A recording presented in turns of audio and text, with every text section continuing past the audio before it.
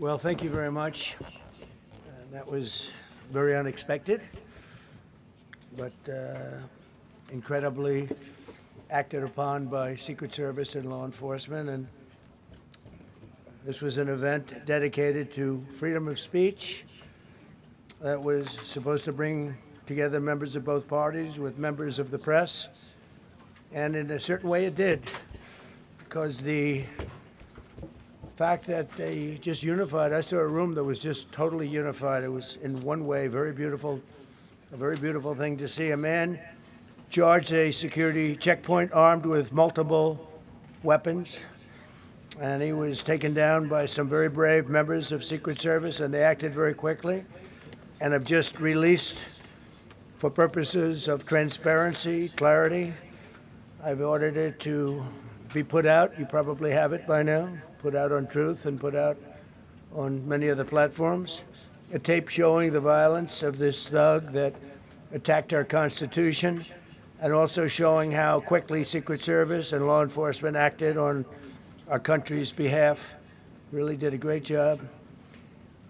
One officer was shot, but saved by the fact that he was wearing obviously a very good bulletproof vest. He was shot from very close distance with a very powerful gun, and the vest did the job. I just spoke to the officer, and he's doing great. He's in great shape. He is has very high spirits, and we told him we love him and respect him, and he's a very proud guy. He's very proud of what he does, Secret Service agent.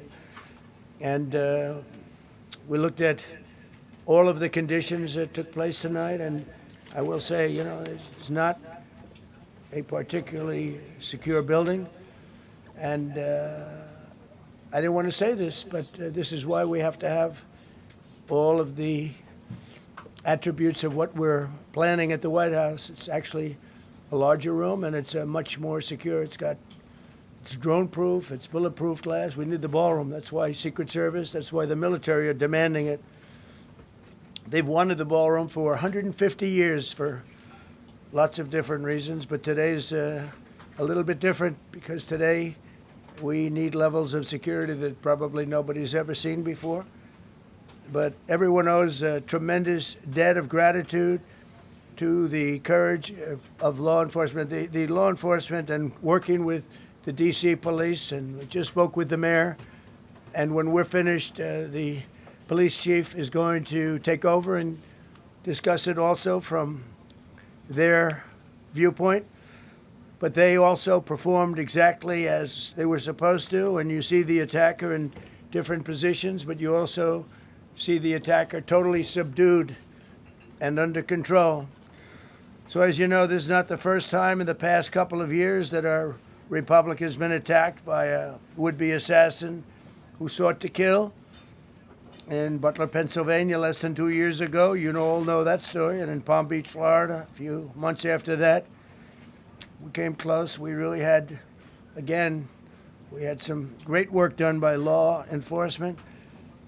But in light of this evening's events, I ask that all Americans recommit with their hearts in resolving our difference peacefully. We have to resolve our differences. I will say, you had Republicans, Democrats, independents, conservatives, liberals, and progressives. Those words are interchangeable, perhaps, but maybe they're not. But yet everybody in that room, big crowd, record-setting crowd. There was a record-setting group of people, and there was a tremendous amount of love and coming together. I watched, and I was very, very impressed by that. But we were, First Lady and I were taken very well care of, very quickly rushed off the stage. Vice President J.D. Vance, who's here, was likewise beautifully done. He was just saying how quickly everybody acted, law enforcement, Secret Service in particular in this case, but law enforcement. Marco had the same thing. Pete was there. Pete didn't want any help. He didn't want anybody to help him. He doesn't want anybody to help him, but he did get some, didn't you? And I think you also said that it was very impressive. So with that, I'd like to ask Todd Blanche to come up, say a few words, and tell you it's already underway. The man has been captured. They're going to his apartment. I guess he lives in California, and he's a sick person, a very sick person. And we don't want things like this to happen. I think it's very important that I say, though, and I told the representatives of the evening, they did such a beautiful job with such a beautiful evening. And again, they're talking about free speech in our Constitution. That's what it's all about, not just White House correspondence. It was really based on free speech in our Constitution. But I said very importantly that we'll do it again within the next 30 days, and we'll make it bigger and better and even nicer. So I just want to thank everybody that was involved. I also want to thank the press, the media. You've been very responsible in your coverage. I will say I've been seeing what's been out. You've been very responsible. So Todd Blanche, I'd like to say a few words, and then we're going to have cash. And then you're going to go on. We can ask, I guess we can take a couple of questions. I want to thank the First Lady that was a rather traumatic experience for her. There was a lot of action taking place up there very quickly. But again, the response time was really incredible. And we're going to reschedule. We're going to do it again. We're not going to let anybody take over our society. We're not going to cancel things out because we can't do that. We wanted to stay tonight. I will tell you, I fought like hell to stay. But it was protocol. They said, please, sir, because they didn't know there was a lot of action going on, and they didn't know could there be. Probably a lone shooter, but we'll find out. We'll find out very quickly. They have it very well under control. So I want to thank everybody very much. And Todd Blanche, please. Thank you very much, Mr. President. Tonight you saw the very worst and the very best of this country. You saw the very worst by the actions of that coward that the President just talked about. But you also saw the very best because you saw law enforcement do exactly what they're supposed to do. And you'll see the videos come out, I expect, very shortly, and you'll see law enforcement do exactly what we want them to do. And so I echo what President Trump just said, that we are extraordinarily grateful and appreciative of the men and women of law enforcement that did their jobs tonight, including one who was injured. This investigation is ongoing. I expect you will see charges filed shortly. The charges should be self-evident, given the conduct, but as you'll hear, there will be multiple charges surrounding the shooting, around the possession of firearms, and anything else that we can get on this guy. The investigation is obviously ongoing and just started. There is federal law enforcement already working on search warrants and doing their job, and I don't want to get ahead of them and don't want to get ahead of the work that they're doing even as we speak. Director Patel and I were just on the crime scene a short while ago, and everybody in this room should rest assured that the Metropolitan Police Department, the FBI, Secret Service, everybody's on the scene doing their job. I know that the police chief is going to give an update from the scene as soon as we're finished here, and I obviously will leave the details of what they have learned to him. But in the meantime, I just want to thank everybody in this room for the courage. And I want to thank President Trump for his words, and I promise you, justice will be served. Thank you. Dr. Patel.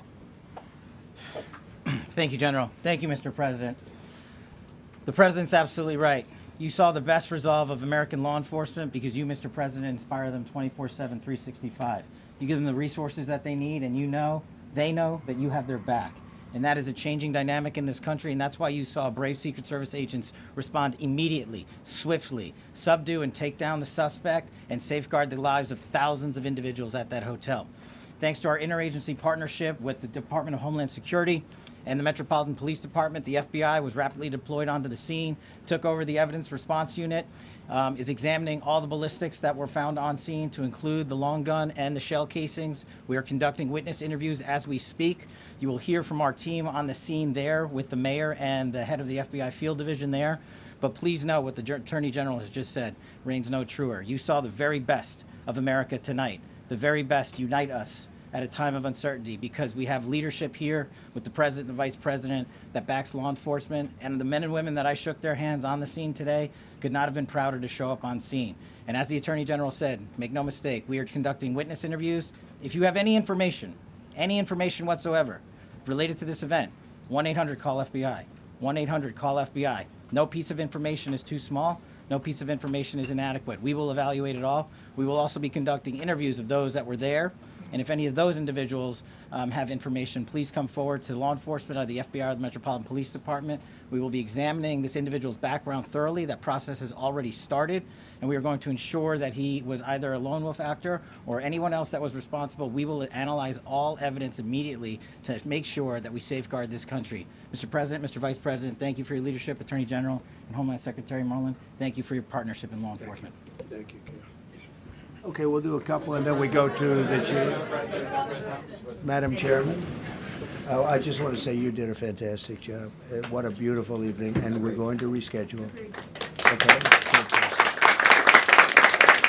And after that, it's very tough for her to ask a killer question, right? But you have done a fantastic job. Please. Mr. President, I appreciate it. As you mentioned, it all happened so quickly, and I wonder, especially because unfortunately you have experience with these sorts of threats, in that moment when you realized there was a threat and service agents were telling us to get down, can you describe what was going through your mind, how you were feeling in that moment? That's a very good question, actually. It's always shocking when something like this happens. It's happened to me a little bit, and that never changes. The fact, we were sitting right next to each other, First Lady on my right, and I heard a noise and sort of thought it was a tray.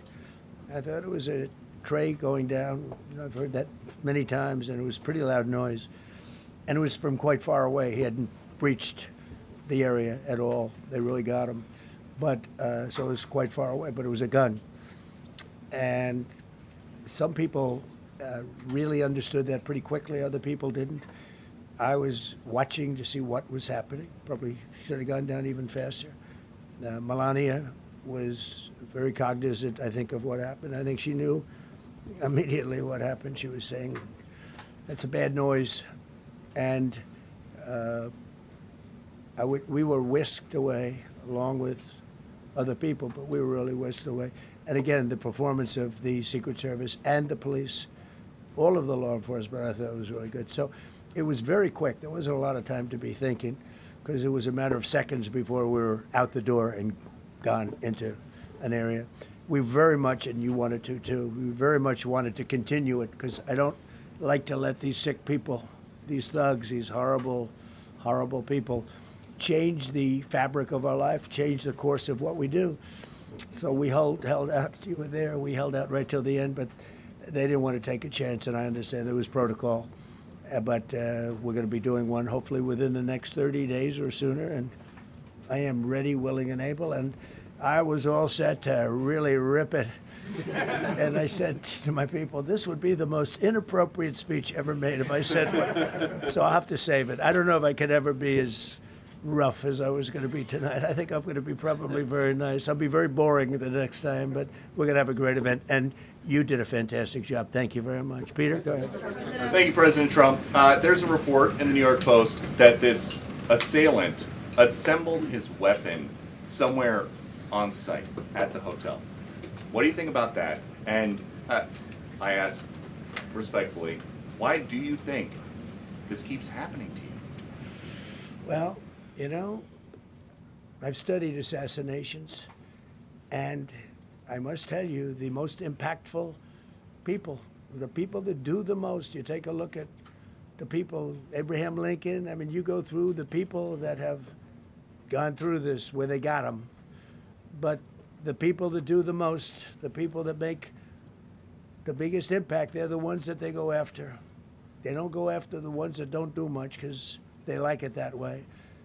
And when you look at the people that have either, whether it was an attempt or a successful attempt, they're very impactful people. Just take a look at the names there, the big names. And I hate to say I'm honored by that, but I've done a lot. We've done a lot. We've taken this country, and we were a laughing stock for years, and now we're the hottest country anywhere in the world. We've changed this country, and there are a lot of people that are not happy about that. So I think that's the answer, Peter. And after Butler, your team for a while rethought outdoor events. Yeah. Do you think that you now need to rethink No. indoor Well, events? but then you just don't do events. No, I can't do that. I have to. It is what it is. We have to do it. The room was very, very secure. He charged from 50 yards away, so he was very far away from the room. And what did you think when you saw the video of how fast he was running? He was moving. He was really moving. And the reaction time was great. Boy, those guys, they had their guns drawn literally by the time he was there. They were shooting. That's right. I thought they were very impressive. And if I didn't, I'd let you know, I'm not going to be, I would not stand for that. No, I thought they were very impressive. Thank you, President Trump, and thank you for updating us on the Thank you. suspect earlier. Were you aware of any threats? Was your team aware of any threats beforehand? And do you believe you were the target of this tonight? I guess. I mean, these people they're crazy. They're crazy, and you never know. He was very far away from me. He had to go through a lot. We had resources all over. We had resources sitting at tables, literally in disguise, sitting maybe at your table, who knows? But we had people all over the room, so he had a long way to go. That was really a first line of defense, and they got him. And they really, they acted incredibly. No, there was no notification. We had no idea. Go ahead, Do you know Kevin. any political motivations from this? Well, you never know. Now, we'll be able to tell you that maybe by tomorrow or the next day. He's in custody, and they're asking him a lot of questions. I guess they're going over, Todd, and they're already at his apartment. He lives in California. Yes, sir. And they're over there, so they'll be able to tell you. Thank you, Caitlin. President Trump, did the suspect say anything, or was he wearing anything that would allege some type of motive here? No, I mean, he was a guy who looked pretty evil when he was down. They had him down. He was fighting hard. He was, in my opinion, a sick person. Who would do that but a sick person? But I think you're going to find everything about him. No reason to talk about it now. But tomorrow at this time, long before this time, you're going to know a lot of things about him. They seem to think he was a lone wolf, and I feel that too. Are you concerned about U.S. Secret Service protection ability? We saw several of the detailees take minutes to be escorted out the room. No, they acted very quickly. No, I was very impressed by Secret Service. I mean, I'm the one, and Mark Wayne, you would agree with that, I think. Absolutely. I'm the one that would complain. You don't have to complain for me. I would be complaining. I'd be up here right now saying they didn't do their job. Oh, believe me, because, it's my life, and I want to live because I want to make this country great. That's why I want to live. But when you're impactful, they go after you. When you're not impactful, they leave you alone. Okay, a couple of more.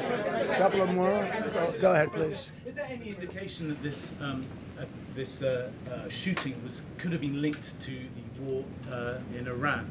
I don't think so, but you never know. We're going to know a lot. We have the best people in the world working on it, and we're going to know a lot. Please. Mr. President, there's a lot. You, as well as some of us who have covered Butler, experienced another horrific day 2 years ago. Yeah.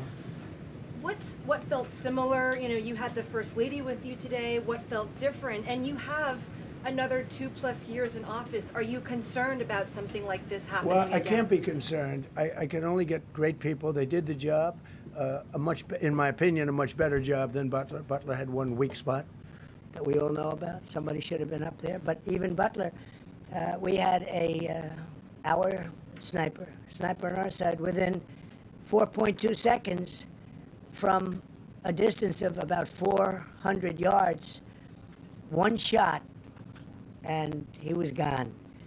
And if he didn't do it now, he's David. His name was David. I say, hello, David, every time I see him. David, I like you very much, David. But think of that. Now, if he doesn't hit him, and he hit him right between the eyes from 400 yards without any notice, nobody knew. He heard a sound. He looked over, and there was actually a tree that was somewhat in his way. You know the story very well. And he aimed, he fired, and if he didn't do that, beyond me, you would have had a lot more people killed. We lost one great person and 2 people very badly hurt. They're okay now.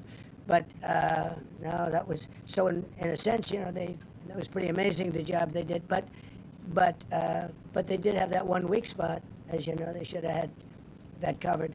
Tonight they had everything covered very quickly. And he was fast. He was running full blast, and they got him before they got any further. I was very far away. You know, he hadn't anywhere close to breach the doors of the ballroom. The ballroom was sealed, and everybody in there. That's why once those doors opened, they didn't want to do tonight. If the doors weren't opened, we could have probably done it tonight, but I think we're much better off rescheduling. Yeah, please. Mr. President, for you and perhaps law enforcement as well, what is the level of confidence that this was a lone actor, and has the suspect made any statements to police while in custody? Yeah, I think it's just it's not my profession. We have great professionals up here and outside that have been working with us. My impression is he was a lone wolf, whack job. These are crazy people. And they have to be dealt with. We had that in the second attempt, as you know, and he's spending life in prison. Because if you let him out, they'll probably, you know, if he serves 10 years or 15 years, you let him out, he'll probably try it again with somebody else. They're sick people. We have a lot of sick people. But you're going to know, I think very shortly, you're going to know, Todd, a lot about him. You're going to know a lot about him. Yeah, a couple of more. Yeah, please, go ahead. Are you concerned about political violence? This could be politically All motivated. violence. You know, I'm concerned about everything. Look, but I can't be so concerned that you can't function. No, I'm here. It's a dangerous profession. You know, I tell the story, race car drivers, I think it's very dangerous. So you take 1% and then take about 10% of 1%, just to break it down very easily, they die. So much less than 1%, 10% of 1%. I think bull riding is very dangerous. If you take about the same, 10% of 1%, much less than 1%. But if you take presidents, it's 5.8%. And about 8% are shot at. So nobody told me this was such a dangerous profession. If Marco would have told me, maybe I wouldn't have run. Maybe I would have said, I'll take a pass. No, it's a dangerous profession, but I don't view it that way. Look, I'm here to do a job. As part of the job, it is a dangerous, I can't imagine that there's any profession that's more dangerous. But I love the country, and I'm very proud. I'm very proud of the job we've done. You see what's happened. We have a great country. We've got, I think, the most successful, the hottest country anywhere in the world. This happened over a period of just a year, and we're going to do great things. But with that come risks. There's no question about it. Yeah. To that end, I mean, there's been so much political violence, not just aimed at yourself, but at other members of Congress, state house speakers, you name it. Is that just the cost of doing business to do politics in America anymore? Yeah, well, what does that say about our elsewhere country? too. You know, we're not the only country. You look at this great violence with all countries. I was talking to somebody from another country today, and they have numerous assassinations of political figures all over the world. You look at South America, it's like some of the numbers are just horrific. It's dangerous stuff, whether it's here or someplace else. No country is immune. No country. Good question. Will you turn that temperature down at this point? Well, probably if I decided to just not do much, you know, if I let everybody rip us off and take advantage of us. Look, we're leading the world in trade now. We're leading the world in the military. We're the greatest military in the world. I rebuilt it in my first term, and now we use it because we have no choice. We can't let, as an example, Iran, we can't let them get a nuclear weapon. Everything will be peanuts compared to that if they ever were given a nuclear weapon, and they'd use it too. Marco and I were talking about it today. They would use it without even hesitation, and we can't do that. It was a shame. I said, oh boy, look at the numbers. We just broke 50,000 in the Dow. We just broke 7,000 in the S&P. They said we couldn't do it in 7 years, in 5 years, 4 years. They were saying maybe in 5 or 6 years. And we did it in 1 year. And I called everybody together. I called all of these people and others, and I said, we have to take a little journey. I say to do this. We just had the great number. We just broke 50,000. Wasn't supposed to happen during my term. Wasn't reachable. We did it in 1 year, and I said, we're going to have to make a journey to Iran. They're going to have a nuclear weapon if we don't do it. We had the B-2 bombers take them out. I terminated in the first term the Obama agreement, the Iran nuclear agreement, which was a disaster. That was a road to a nuclear weapon. They would have used it. They would have used it 100%. So, you know, when you do things like that, you become a target. If I wasn't doing that, I guess I'd be a lot less of a target. But I'm honored to be. Okay, one more question. Go ahead. Yeah, go ahead. Thank you, President Trump. Thank you, President Trump. Do you know how the gun was brought into the hotel? And also, how does this event impact you as the leader of our country? Do you think it will change your I leadership? like not to think about it. I lead a pretty normal life, considering, you know, it's a dangerous life. I think I handle it as well as it can be handled. I think a lot of other people, you know, you read stories where they become basket cases. To be honest with you, I'm not a basket case. I really take it as it is. I do it for the country. I'm not doing it for any other reason. I have a first lady who's doing a terrific job. She loves the country, and she recognizes it better than anybody. She's told me numerous times. She said, "You are in a dangerous job," but that goes along with her too. I mean, it's dangerous for her too. We sat there tonight. We heard that noise, and it was either a tray or a bullet. I was hoping it was a tray, but it wasn't. And again, we had some very brave people doing a great job, so we're very proud of them and happy with them. I just want to thank everybody. They will be able to give you all that information as to the names and everything else. I think we released the names already. Most of you would have it, but his name. We appreciate it. I see so many tuxedos and beautiful dresses. It was a little different evening than we thought, but we're going to do it again, and we have a great chairman who we're so proud of, and we have to make it better. We'll make it safer, I guess, right? But we're going to make it even better. Okay, thank you very much. Thank you. President Trump, can we hear from the first lady who talked about how impactful this was? Can we hear from her about? Well, honey, would you want to say something? Okay. Huh? One in the back, sir. Right. Millions of people across the globe, in fact, are watching you. You demonstrated courageous leadership, and thank God you're alive. All of us are alive today. What is the message that you want to give to the world that this should change? What corrective measures can we take from here on? Well, all you can do, look, I don't care how many people you have, how good they are. They can be the greatest people. You have the greatest security in history.